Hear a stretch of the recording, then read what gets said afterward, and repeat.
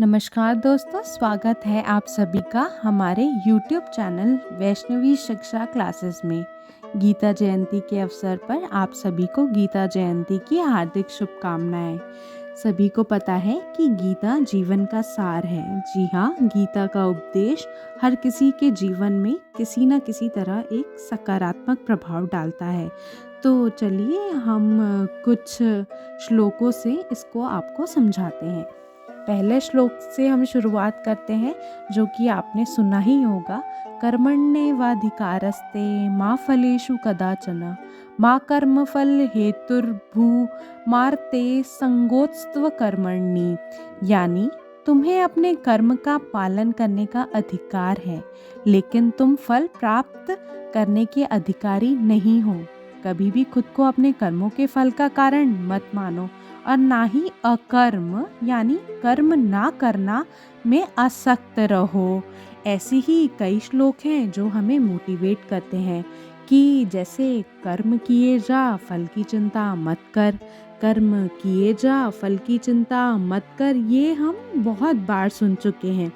काम करने के वक्त काम और बस काम, चाहे वह विचार उस काम के फल का ही क्यों ना हो, आपको उसे नज़रअंदाज नहीं करना चाहिए, क्योंकि अगर आप फल के बारे में सोचोगे तो आप उस काम को अपना 100% फोकस नहीं दे पाओगे।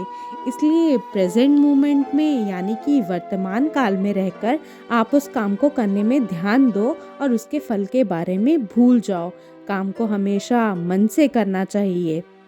इसी प्रकार कुछ चौपाइयाँ ये भी बोलती हैं कि खुशी से जीता हूँ और अनुभव बांटता हूँ।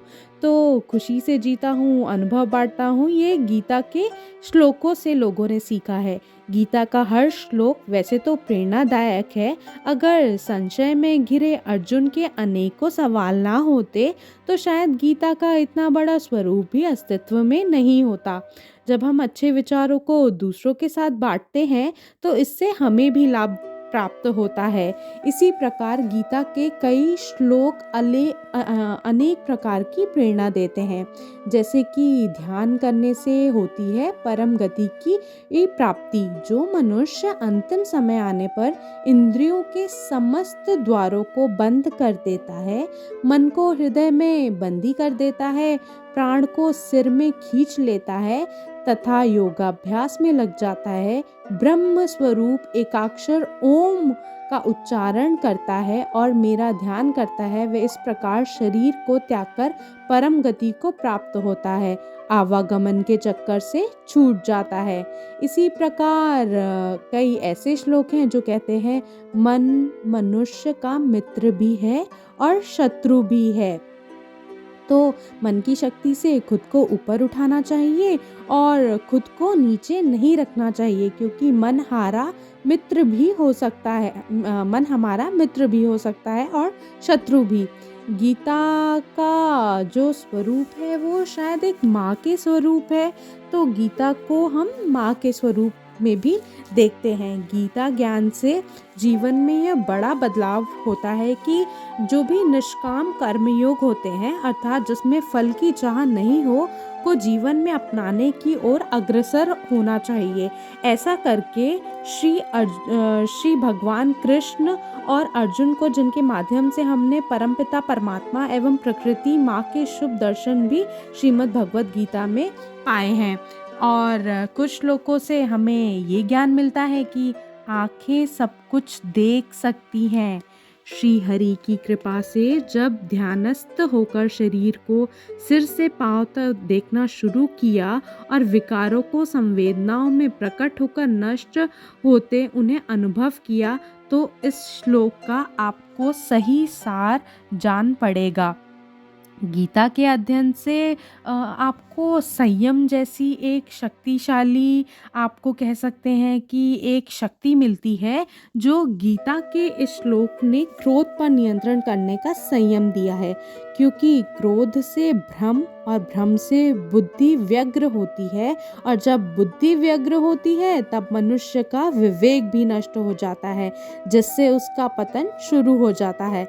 अतः गुस्से अर्थात क्रोध पर लगाम लगानी अति आवश्यक है। यदि आप अपने जीवन में सफलता के साथ शांति की कामना करते हैं तो आपको गीता का अध्ययन ज़रूर करना चाहिए।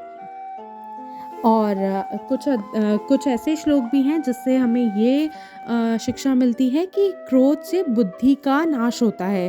तो मात्र हिंदी में सरल अर्थ के साथ प्रतिदिन एक अध्याय का अध्ययन 25 मिनट तक शायद ज़रूर करना चाहिए, ताकि इससे आपको ये पता चल जाए कि क्रोध से ही बुद्धि का नाश होता है। अगला हम अगर श्लोक की बात करें तो वो श्लोक है कि सहजता में है जीवन का असली सुख। तो जिसमें भगवान श्री कृष्ण ने कहा है कि जिनके जीवन में मोह माया लालच इच्छा बहुत है, उनके पास ज्ञान की कमी होगी और वह इंसान भगवान को प्राप्त नहीं कर सकेगा। अगला हमारा श्लोक का अर्थ होगा कि जिससे गीता ने हमें बहुत कुछ सिखाया है कि ये समय भी गुजर जाएगा। मानव जीवन में कठिनाइयों का आना स्वाभाविक है, लेकिन मेरा मन यह स्वीकार कर चुका है कि कोई भी प्रिय या अप्रिय घटना स्थायी नहीं होती। फिर क्यों हम व्यर्थ ही चिंता करते हैं? इस कारण अब मैं जब भी परेशानी में होती हूँ तो स्वयं को हिम्मत देती हूँ कि ये समय भी गुजर जाएगा और मैं शांत हो जाती हूँ। 16वें अध्याय के श्लोक का प्रतिदिन पूजा या उच्चारण करने से आपको भी इससे काफ़ी मोटिवेशन मिलेगा। अगला हम बात करते हैं कि गीता ही एक सुखी जीवन की पथ प्रदर्शक है। कर्म करो, फल की इच्छा मत करो। कर्म करना हमारे हाथ में है, फल प्रभु के हाथ में है, यह सनातन सत्य है। लगभग सभी महापुरुषों, संतों, खिलाड़ियों ने गीता माना है। गीता का एक एक श्लोक मनन करने और जीवन में उतारने योग्य है। जीवन में बदलाव लाने का सर्वश्रेष्ठ साधन गीता ज्ञान है। इससे कोरोना काल में भी लोगों ने काफ़ी जीवन में अपनी जिंदगी और मौत के संघर्ष के समय में जिया है और परखा भी है। व्यापार, शादी, बीमारी, मानसिक स्वास्थ्य के लिए गीता, रामायण, ज्ञान पढ़ना और मनन करना एक अमोघ उपाय है। ऐसा शायद कई लोगों का अनुभव है।